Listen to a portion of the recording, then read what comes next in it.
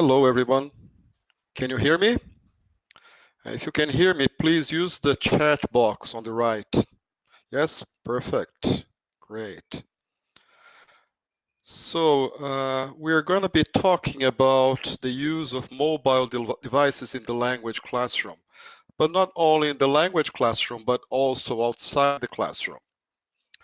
So let's start. Okay. So as this blog post says, smartphones are here to stay, right? I don't think we will ban smartphones from our students' lives. I think it's almost impossible now to do that because it became part of our lives. So even if you are an adult and resist to use it, many people are being forced to use it because they became essential part of our lives, right? And if smartphones are part of our lives, why shouldn't they be part of our learning or of our teaching as well? Okay.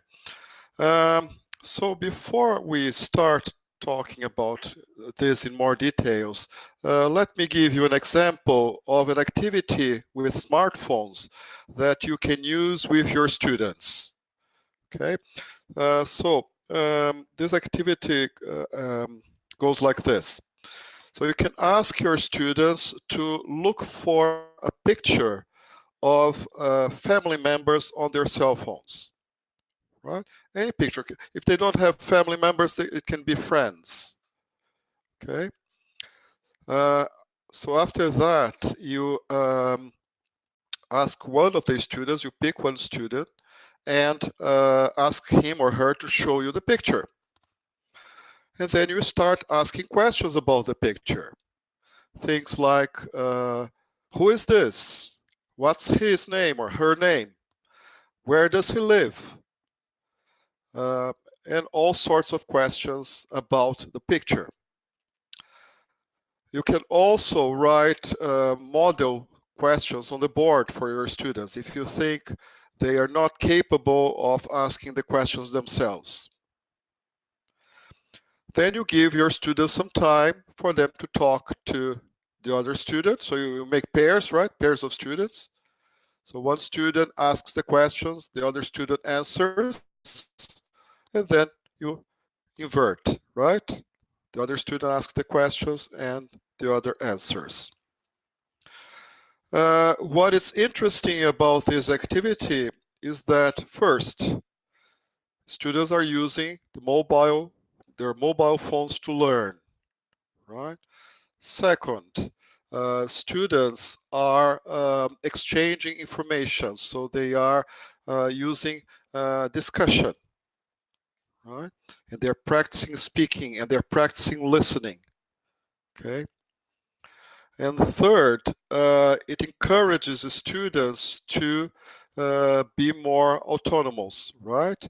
Because they are choosing the picture. They are going to make up the questions they are going to ask, right? And that's important as well, okay? And let's not forget, with this activity, you don't even need special phones or internet, nothing like that. With any simple smartphone, or not even a smartphone, a feature phone, you can do this activity. Thank you, Luciana, for the comment. Okay. Yeah, so it's a simple activity you can do with your students in different levels, right? Even if they are more advanced, they can ask more sophisticated questions, right? But we also with basic students at basic level. Okay. So let's go on. So what is the effect of banning phones? Well, you can try to ban it, but some students will probably continue using it. Why is that? Because they feel the need to do that, right? Students are so used to using the phone outside the classroom that when they are in the classroom, they feel like they were cut off from their lives, right? It's separated. They were separated from their real lives. Yeah, Bruno says, I think it gives them the pleasure of using their own cell phones for a purpose. That's right. If we decide to ban it, we are going to cut off this link between their real lives and the classroom. Okay. And so it's important to try to incorporate the use of cell phones, but of course, in a way that is not going to that's going to be effective for their learning.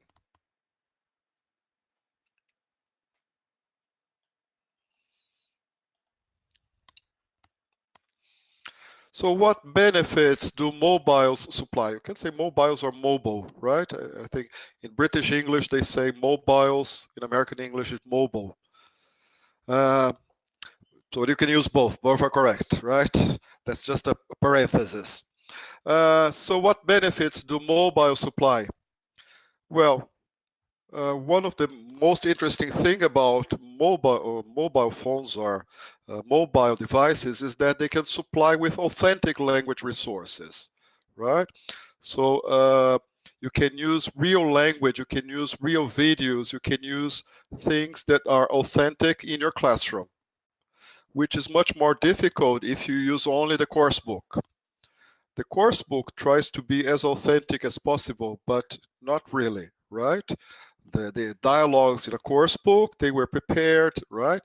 Whereas if you use the mobile phone, all the articles in a course book, they were prepared for the class. Whereas if you use the smartphone, you can find authentic materials. Of course, this is sometimes more difficult for students, right? So you need to carefully select them. You can also enable more effective collaborative classroom activities for writing, listening, and speaking, right? Collaboration is a key life skill. Right? So students will be prepared not only for English teaching, but also for life.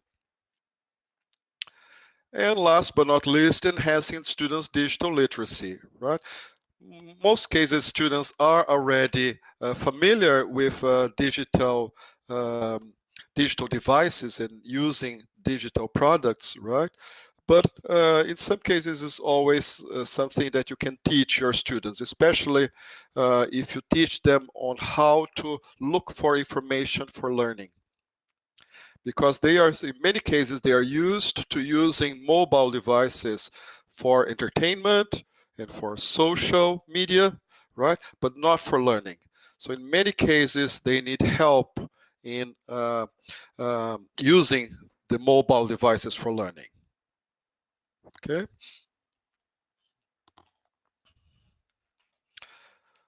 So what are the potential advantages of disadvantages of mobile use in the classroom? I'd like to ask you to give me some opinions. So please write on the chat there on the right, what do you think are the potential advantages and disadvantages of mobile use in the classroom? I'll give you some time to write.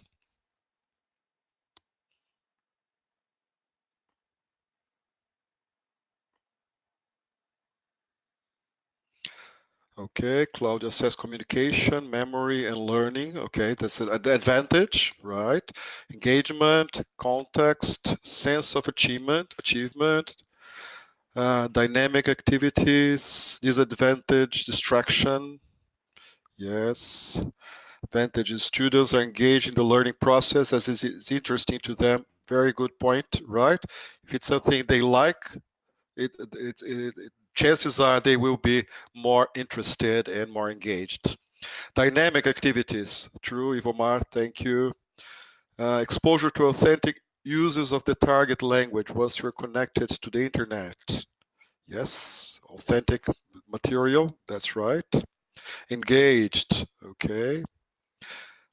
Distraction, Luciana. Classroom motivation, Claudia. Distraction again. Collaboration, Claudia, thank you. Students who normally does nothing, maybe they can really start participating. That's right, yes, you can grab your students' attention, right? Disadvantages, the students want to access social media all the time. That's true. A distraction, what they said, right? The social media is a distraction.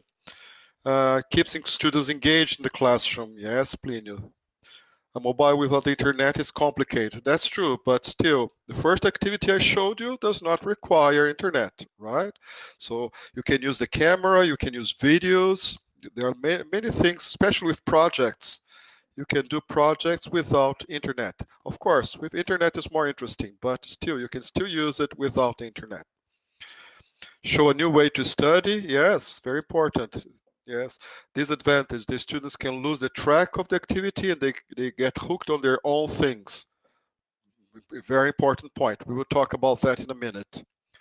Maybe use games with kids. Yeah, kids usually love the games, but not only kids, right? Teenagers also.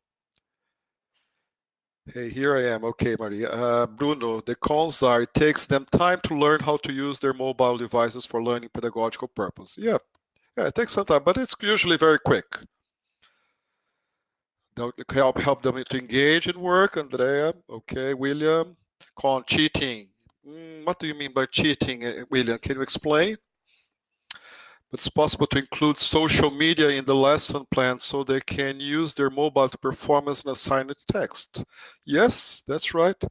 You can use mobile social media, right, to engage our students, but you need to be very careful, right? Otherwise, they are not going to use it for learning. So you need to be careful there. Limitation on internet, yes. If we guide our students, then I do not think it's going to be a distraction. That's the point, Juliana. I agree with you. We need to guide them. Okay. Disadvantages are getting students engaged, using real-life examples of language, instant communication with people from outside the class and over another class, projects using apps. Yes, very good point. Purpose is the key. Okay, Juliana, preparation. Students' parents would rather prohibit than motivate their children to use their phones as a learning tool. That's true. In many cases, the parents are against using phones in the classroom, right? That's why some schools prohibit them, ban them from the classrooms. It may cause the class to be more dynamic and funny. Some schools prohibit the use of mobiles in the class. Yes, what a shame. That's true. This happens in many cases. Take away the cheating. Students can subtly look up the answers to test questions using search engines such as Google. Yes, they can, but during a test. But you can also encourage students to look up the answers to questions, not test questions, but to questions that you give them. So you can encourage them to use the mobile devices for searching and learning things, right? Of course, you don't want them to do that during a test, but yes. Oh, I still have lots of questions here. Social media, we can set up some rules in using the mobiles in class. Yes. Limits, that's the most important, right? You have to establish some limits. Okay, so let's continue. Otherwise, we'll be spending too much time here.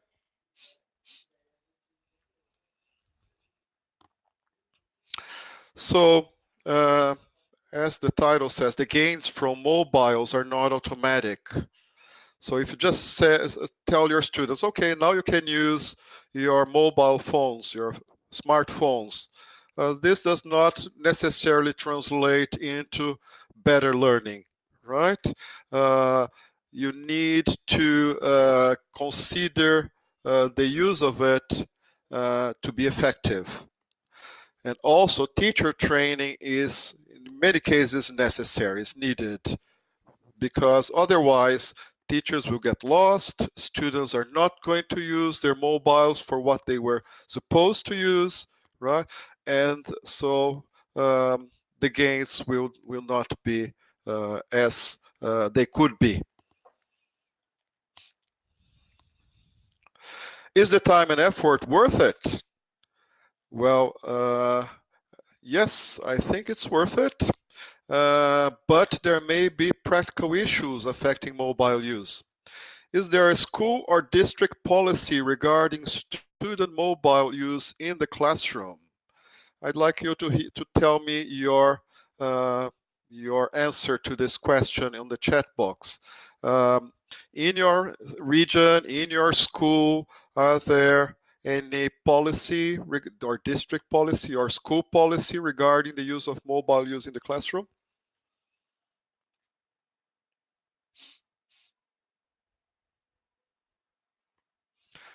I know that in some states of Brazil, the use of mobile devices in the classroom is not allowed.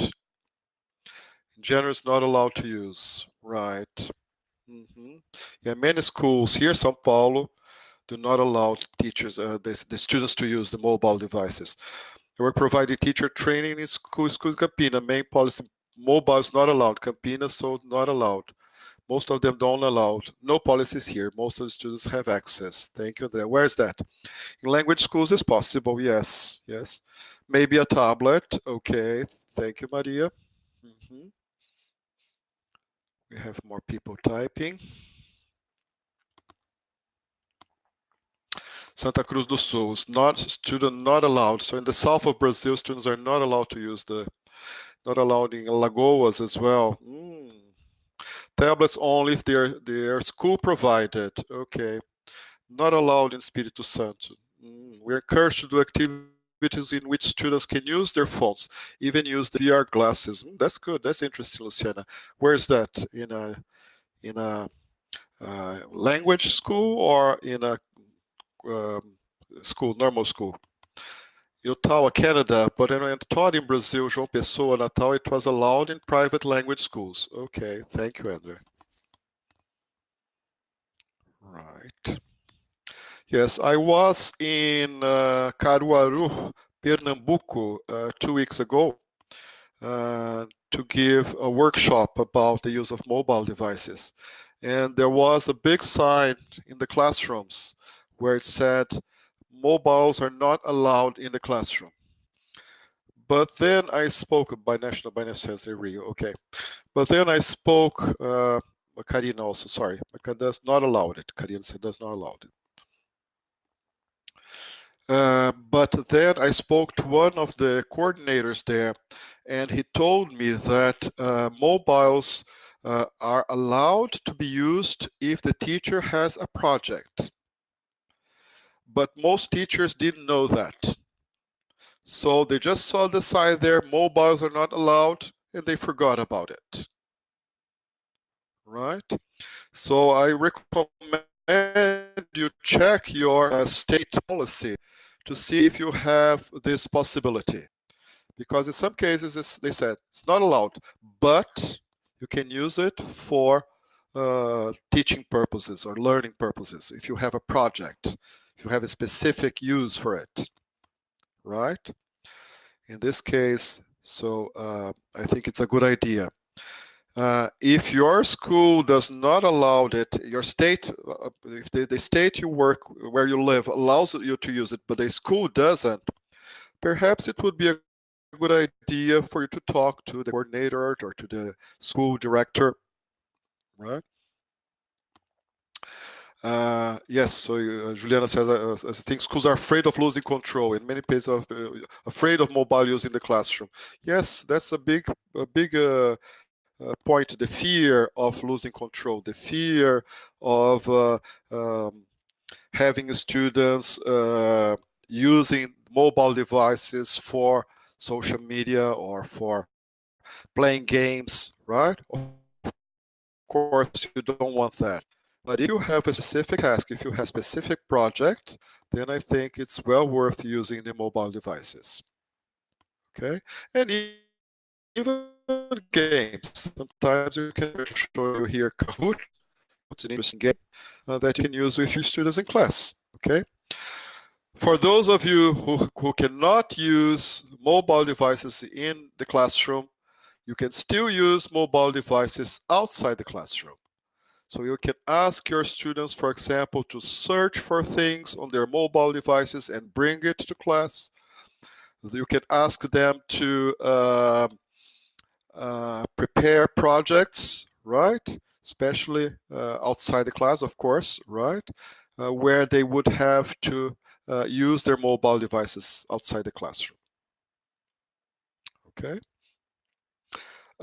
If you cannot use the mobile device in the classroom, but you can use the internet, you can ask your students to record videos, for example, and upload it on a website, right? And then you can show it to other students. Okay. Same thing for not only videos, but for audio. They can record audio. And there are some interesting websites which I'm going to show you that you can also encourage your students to use outside the classroom. Yes, the digital portfolio. Thank you. That's what I was going to say, Rodolfo. In Pesantana, mobiles are used in classes if the teacher gives permission. Oh, that's interesting. That's, I think, all the states should have the same policy, right? Mobiles are not allowed if the teacher does not allow a project during an activity, then I think mobiles should be allowed. Okay, so it's a question of convincing parents and policymakers to change the policies in some cases, and sometimes the school, right? The school administration also. Okay, show them how rich the use of mobile devices can be. Okay. So mobile integration offers flexibility. Mobile use can change, improve, and transform instruction. What do I mean by change, improve, and transform? It can be used as a substitute, as a substitution. For example, in the past, we used the CDs, right? So you can substitute the CDs, the audio CDs, for digital audio. Okay, in this case, you are replacing, you are substituting it. Augmentation, so it can act as a tool substitute and adds new options. In this case, when you, if you have, for example, the audio, the digital audio, you can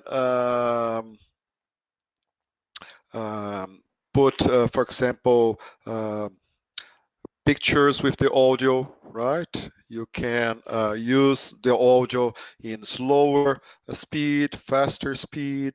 You can cut the audio and change it, right? So in this case, you can add new options to it. And modification. You can use the audio as part of a presentation or a project, right? And redefinition, for example, you can create a story, ask your students to create a story and add the audio to the story, right? So it can be a big project where they have to use the audio in different ways. So there are all sorts of things that you can do using mobile technology, right? There are projects where students can add videos, they can add audio, they can add pictures, right? And it will make it much more interesting for them. So studies suggest that learner strategies and resource choices are largely determined by what they happen to come across as they browse the web and online app stores. Yes, students usually use, in many cases, they already use mobile devices to help them learn something, right? If they don't know a word, they look up the word in an online dictionary or on an app. If they want to, for example, answer a question that the teacher gives, not only in English, but also in other subject areas, right?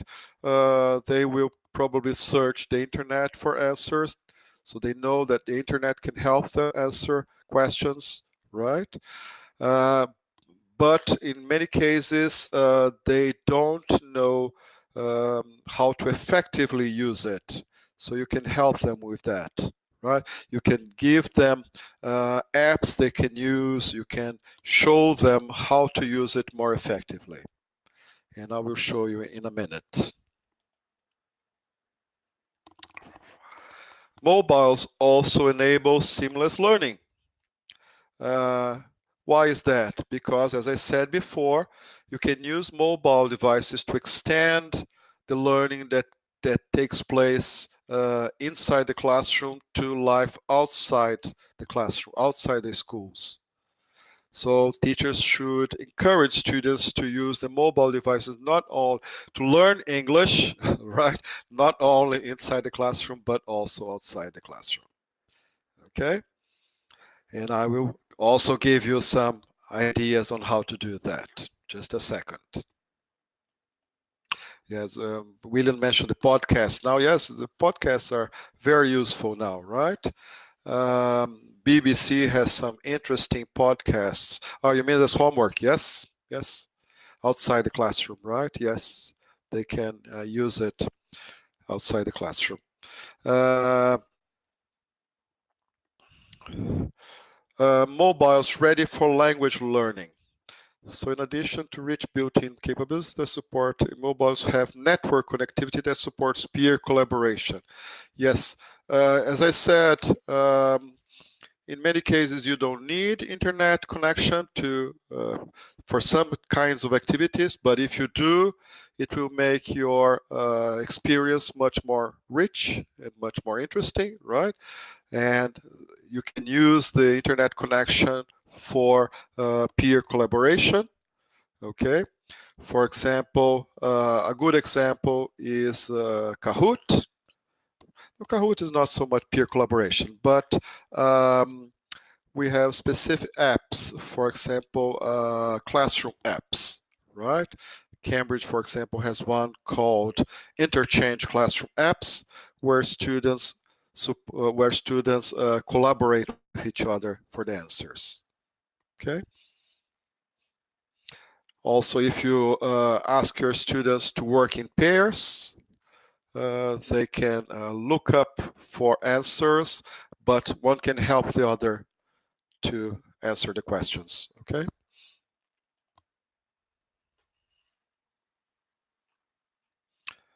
Peer collaboration is great. I knew some teacher and they prepared activities using the WhatsApp.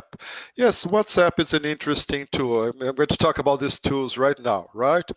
So there are lots of apps that are available, and most of them are very popular, that can be used for language learning, right? Of course, you have specific apps and specific websites for language learning, but you also have this other apps and services, right? So social media, for example, Facebook, Twitter. Of course, you can use Facebook, you can use Instagram, you can use Twitter for language learning, but it's not so simple, and so you need to be very careful when using those tools because you don't want to lose students' interest. Yeah, Luciana mentioned Kahoot. Yes, Kahoot is wonderful. I love it. And I'll show you in a second. Video services players like Skype and YouTube, right? Yes, Skype, I've never thought about using Skype with my students. But YouTube, yes, you can post videos there, students' videos, right? Of course, you don't want to open it to the general public. You want to make it private, right? But yes, YouTube is a good idea.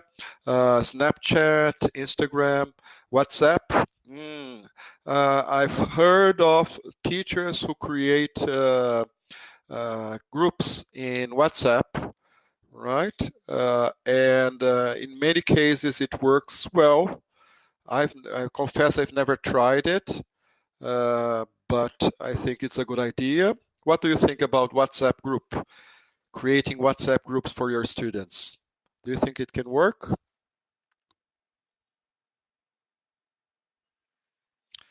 Google Drive, yes. Google Drive is also useful. You can use it as a repository of files, right? You can upload files there and ask your students to download it.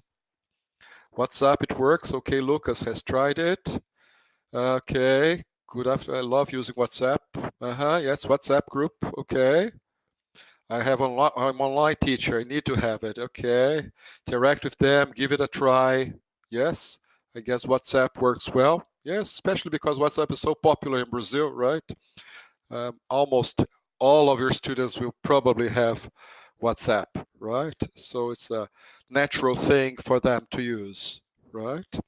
I've already arranged Skype sessions between one of my groups who teaches in another state. It was great. Okay, yes, you can use Skype for teaching, right? Especially online teaching, right? But in this case, Skype, I would prefer to use Skype in a computer, right? I don't know, using Skype on a cell phone for me would be more difficult. Okay. Zoom, yeah, Zoom also, but I also prefer to use Zoom in the computer. I don't know. I think the big screen, right? I think it's better for video, right? But you can use it on the cell phone as well. Yes. Okay. Especially if you're going to show things, right? Like a PowerPoint presentation, a video, or something. I think a larger screen is better.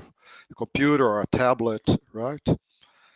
I think that the screens of the cell phones in some cases, especially if students have to read something, it makes it quite difficult, right? Okay, can be interesting doing Skype for classroom project. Where can I meet other teachers interested in doing Skype for class projects? Okay, Bruno, perhaps Ivomar said engvideo.com, an app. I've never heard of this app. What's up? Good for posting quizzes. Yes, word of the week. Okay, yeah, they love it, right? Record videos and the videos, they could post the videos on WhatsApp, right? Yes, share the videos, right? Engvideo. I don't know Engvideo. I will try it. It's a Canadian website and app. Okay. Instagram. I have a post-grad degree on lesson planning and my project's about IG to teach present continuous. Interesting. Okay. Lesson planning using Instagram. Interesting idea. And you can also use real-life apps that were developed for other uses, not for language learning, right? For example, you have some transportation apps that you can use it, for example, to plan a trip, right? Entertainment apps, right, that you can discuss movies or music. Shopping, I like to use Amazon, but not the Brazilian, the American Amazon with my students, right? I ask them to look for things, for example, to furnish an apartment, look for furnitures, right? And the names of the furniture and everything, okay? And there are all sorts of things they can find on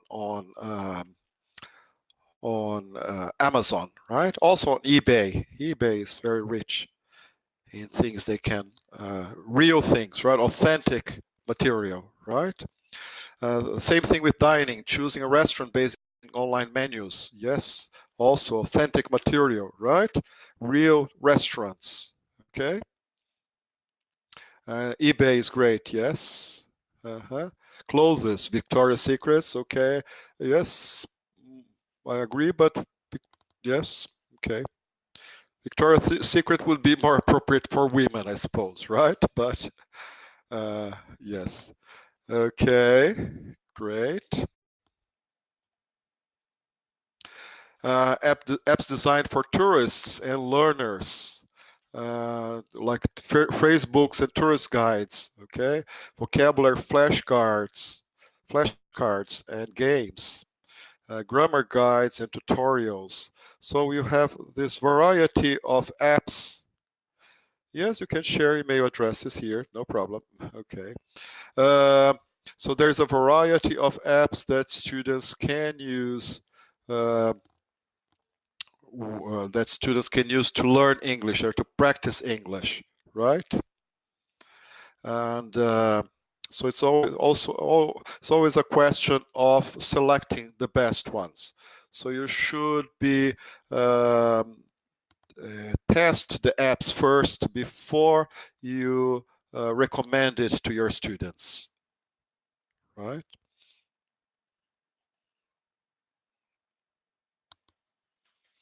But there are some advices we should keep in mind, right, when using mobile devices. So it's important to, as I said, to do the activity first, right? So if you're going to use, for example, the mobile device for an activity, try to do it first with perhaps another teacher, right? Or alone, but still try to do it first, right? To make sure that it works in class. Because with internet is always a question mark, right? To avoid having students use their device for other purposes. So that's a good idea. So you ask your students, okay, now let's use the device. So please pick up your devices, and after if they finish it, now put away your devices. That's very important, right?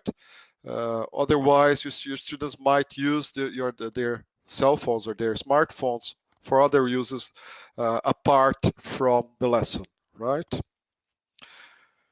And an interesting advice, activities with mobile should be kept short, typically 5 to 10 minutes, okay? And so I think this is a useful advice, because if it's too long, then they lose focus. So the activities should be short, all right?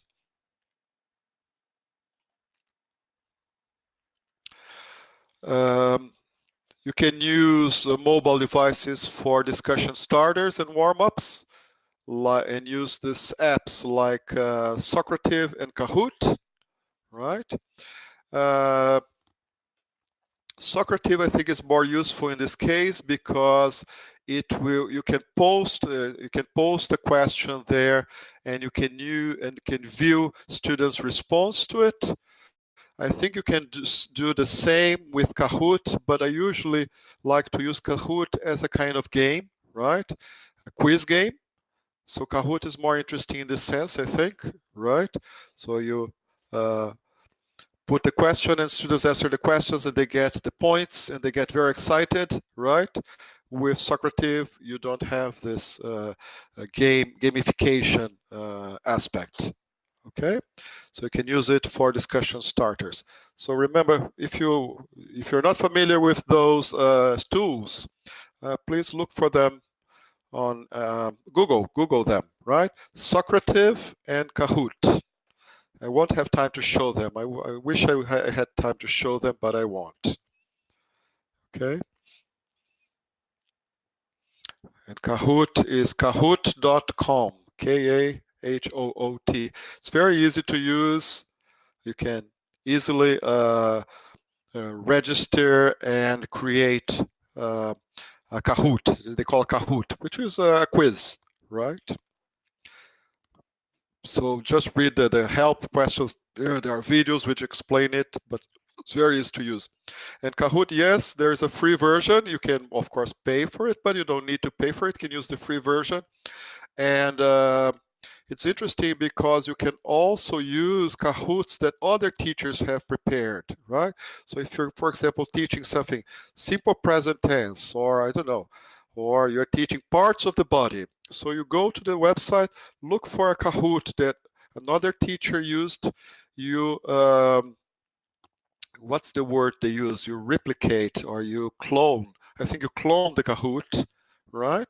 And then you can add it. You can add your own questions. You can delete questions. you can do all sorts of things. So you don't need to start from scratch. You can use Kahoots that were created beforehand. Okay. And they get really excited when using Kahoot. You should try it. I really recommend it, right? Because it's a game, right? So students have to answer the questions, but they have to answer it quickly. So it's not only the correct answer that gets scores, that gets points, but also the speed they answer the questions. Okay, so it's very good for practice.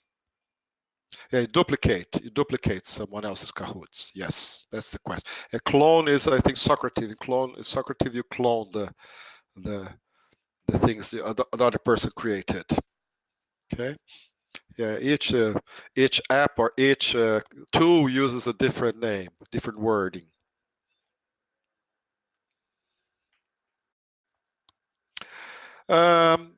Other things you students can do is, for example, switching the user interface to the target language, right? Yes, I've done this with my students. It's excellent. So you just go to the setup of your mobile device and change the language to English, for example. And then you can use either Android or iOS, right? You can in Android you can use OK Google. In iOS you can use the assistant there, right? And you can ask questions, and you can have your students ask questions, right? So, for example, Siri. Yes, I forgot the name, Siri. So, students can use Siri to ask questions and have the assistant answer the questions in English. Okay, and it works very well. Let me see if I can give you an example here. I'll give you an example about the weather today. Let's see if you can hear. Let's see if you can hear the answer. Okay, Google. Nope. Okay, Google. What's the weather today? Today's forecast for Sao Paulo is 27 degrees and partly cloudy. All right. Should be how's the weather or what's the weather like? I made a mistake, but still, the assistant understood the question, right? And so it can be used for all sorts of Alexa from Amazon. Yes, yeah, have you heard that Amazon now has launched their devices, their assistant devices in Brazil? So I think Alexa will also become popular here, right? And of course, you can use this assistance in Portuguese, but also in English. And it's interesting because I have tried to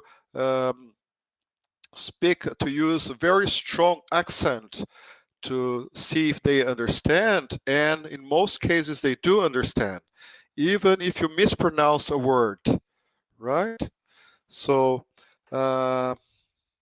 if I say something like, okay, Google, how old is Katy Perry? Katy Perry is 34 years old. See? So even with the wrong intonation, the wrong syllable stress, they still can understand it. So it's quite interesting. Okay. Of course, if it's completely wrong, then they're not going to understand it. So it's good because your students will get like the feedback from a native speaker who won't be able to understand it either, probably won't be able to understand it either, right? So it's good for practicing speaking as well, and listening, of course. Working with vocabulary and grammar, there's an app called ThinkLink, which is quite interesting. Basically, with ThinkLink, students can create projects with texts and photos and videos, right? Let me give you an example. For example, they can get a map of the city where you live, right? And they can put add marks on this map to places that they think are interesting, right? For example, tourist attractions. Okay, so they mark the map, and then they can add things like the name of the tourist attraction, a picture of the tourist attraction, a video. So your students can create this wonderful project using pictures, videos, and text, right? And then they can present it to the rest of the class. Okay. So think link is the word, is the name. Look for think link in your devices. I recommend it. Social media, we have already spoken about that, right? Social media, you can use social media for real communication, okay? One thing that students can do with social media is follow, for example, a person that they admire. It can be an actor, an actress, a singer, right? So if they follow this person and see their posts, then they're going to be learning English as well. I mean, an actor, an actress who speaks English, right? Who posts things in English, of course. Not necessarily who is American or British, not a native speaker, but in many cases we have people who only post in English. One of the most famous YouTubers, I think, is from country in Europe. So his native language is not English, but he only posts things in English. I think it's Pew Do Die or something like that. Does anybody know this the most famous YouTuber or blogger, I think? Yeah, YouTuber. He's a PewDiePie. Yes, that's it. Thank you, Carlos. Yeah, and he's not American. He's from the country in the north, and he posts everything in English.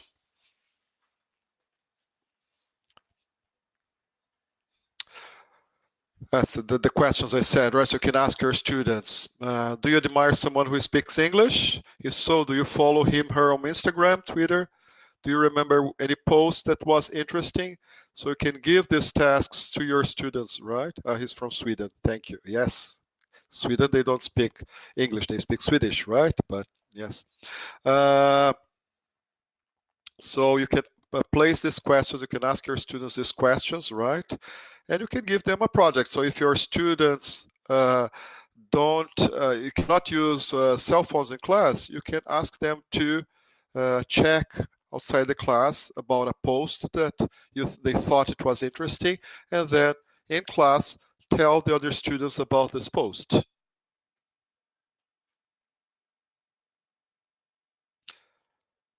Okay, Leticia said, following Netflix is fun and they use easy language. Yes, Netflix is very useful as well. Okay, listening and speaking practice. Lots of interesting podcasts that you can use for listening. If you want specific language learning podcasts, I recommend the BBC site, the BBC website. Okay, Cambridge also has some podcasts, but are for teachers, not for students. Right? So if you are interested in podcasts for teachers, you can go to the Cambridge website. For students, BBC has some interesting websites. Okay. And YouTube, of course, lots of interesting listening and speaking practice there. Some apps feature slow down audio for language learning. It's interesting because now Google is doing the same, right?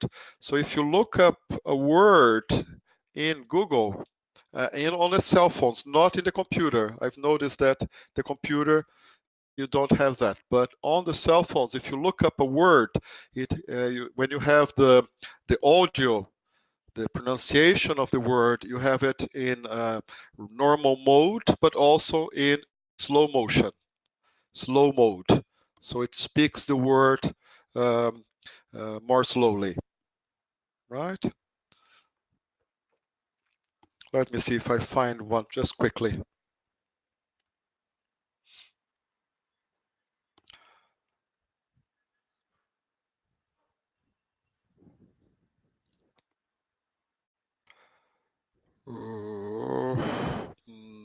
I didn't look for a good word.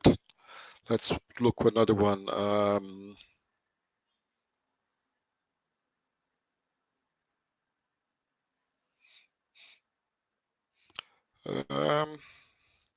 Just translated.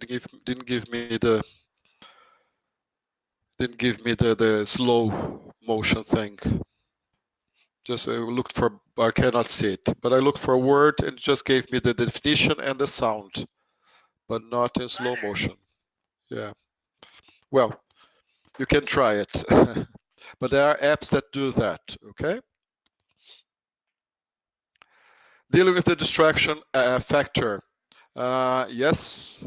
So distraction is a big factor, and so you should keep students focused on learning, not on texting. Some possible solutions: restrict mobile use to particular activities. As I said, pick up your phones, put away your phones, right? Having phones available at all times during the lesson is not likely optimal. If the class, if they're not using it, I suggest you ask your students to put to ask students to use the do not disturb setting, right? Okay, or the silencioso, as we say in Brazil, right? Flight mode, not necessarily flight mode, because they can still receive things, right? The reserve a dedicated time for free phone use during breaks or small work. During breaks, okay, but at the end of a small group work, I don't like this suggestion, right? I think it can be dangerous if you allow your students to use it for doing something that's not related to the lesson, okay? But it's something that this author here suggested. I'm going to tell you that this presentation is based on a paper published by the University of Cambridge, right? So the author of this paper suggested that, and I don't totally agree with it, but I decided to leave it like that. Teacher training is highly recommended. Yes, especially if you are not familiar with all of the tools, if you're not sure on how to use them. Okay, there are some interesting videos you can find in the British Council, in Cambridge English, okay, that can help you with teacher training for using mobile devices in the classroom. So teachers are advised to start small, using mobiles initially for familiar classroom tasks. Yes, right? Like the first activity I showed you, you can start with that and then go from there and expand the use of mobile devices in the classroom. You don't need to use it in all the classes, perhaps sometimes, right? But I do recommend you start using them if you're not using them already. If you're using them already, try to increase the use of it, right? And when things go wrong, well, this can happen. For example, not all, you planned a lesson where all your students had to answer something on their cell phones and use the internet, and some students didn't bring their phones or don't have internet or for any other reason.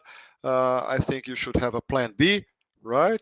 In this case, for example, if not all your students have internet, you can form groups or pairs of students. So one has the phone that can use the internet, the other uses with the student, right? So plan B is also always important if the things go wrong. So the conclusion is that mobiles offer power and flexibility. The variety of activities possible are wide, right? There's a wide range of activities that that can cater to different learning styles. So you can use mobiles for practicing listening, speaking, reading, writing, right? For the also you can use the mobile devices for the life skills like critical thinking, creativity, right? Collaboration, very important. Okay. The fact that mobile devices use can address different learning styles point to the flexibility and versatility in their use. Yes, if a student is more it's more visual, so you can use pictures, you can use videos, right? If the student is more learns more from listening, so you can use audio and videos as well. You have to leave. We're finishing. We're finishing in 2 minutes. Just a second. Okay. So let me just show you some. Yes, the workshop is recorded. You can watch it later. So let me show some apps that Cambridge has. This is Quiz Your English. Interesting app for use with your students. Okay. Specially designed for learning English. Phrasal time, this is an interesting app for practice phrasal verbs. This only works in iPads, okay? So only iPads can download it, sorry, but no Android here. Wordable, another interesting app for students to learn vocabulary. Duolingo, famous app, right, for them to practice. That's not Cambridge, it's another company. Word Fun World, another Cambridge app, especially for young children. Grammar in Use, the famous Grammar in Use by Murphy, right? They can download it. Babel, another interesting app that they can use. The Cambridge Dictionary has an app, but it's paid. It's paid, so they can use the website on their browser, internet browser, right, which is free. I was going to mention that there are apps, there are websites now that don't need to install an app. For example, Cambridge has a new platform now called Cambridge One, so it fits into any devices, right? So it can be used on a cell phone, a computer, or a laptop, or a tablet, right? So there are many situations now. Students don't need even to install anything. They can use straight from their internet browser on the mobile devices. So we have materials now, books now that have mobile devices inside the lessons, right? One of the new materials Cambridge has just launched is called Evolve, and there are many activities there where students have to use the mobile devices. And there are also QR codes that students point to with their cameras, with their mobile device cameras, and they can watch videos, right? So they point to the QR code and they watch the videos, okay? This is the interchange. It has a classroom app that teachers can control what students are doing. And this is the paper, it's called white paper, right? That Cambridge produced, okay, called Using Mobile Device in the Language Classroom.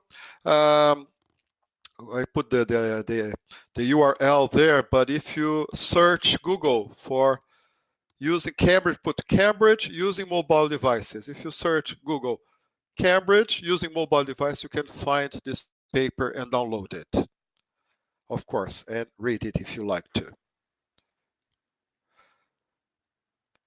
And basically, just out of curiosity, last week I was reading Wall, and I came up with this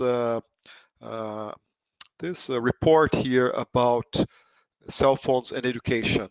So there are a few videos there, 4 videos about people talking about the use of cell phones in education. So you can see this debate now is increasing, right? More and more people are debating the use of cell phones in education. So if you search again, if you search Google for celular e educação combinam, you will find this interesting article. Okay? Any questions? I wish we had more time to explore more of those tools, right? No questions? Thank you. Thanks, Ivomar. Thank you. Thanks, Rodolfo. Very helpful. Thanks. Okay. Thank you. Thank you, Samara. Thank you, Silvania. Thank you. Thank you very much. Certificates, I think there are. So I'm not sure. Perhaps you should contact Disal about that, okay?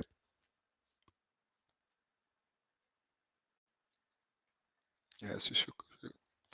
Okay, well, that's it. Thank you very much. And I hope we can meet again soon.